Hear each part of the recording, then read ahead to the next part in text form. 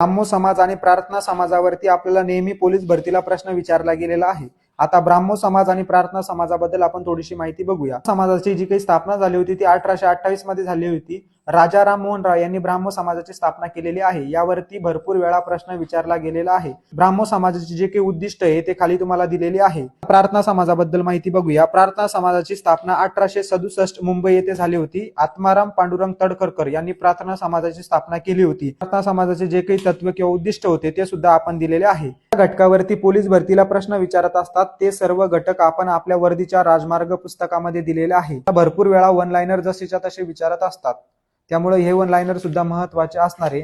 त्या काही महत्त्वाचे पॉइंट्स असतात ते सर्व महत्त्वाचे पॉइंट्स आपण अशा तक्त्याच्या माध्यमातून तुम्हाला दिलेला आहे।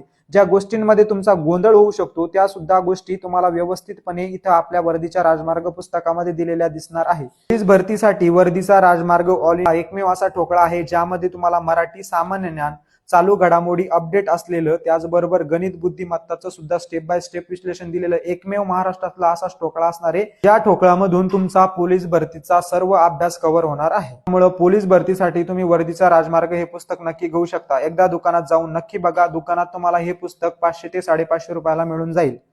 एकदा स्वतः जाऊन दुकानात चेक करा, जर तुम्हाला आवडलं तरच तुम्ही तो पुस्तक घेऊ शकता।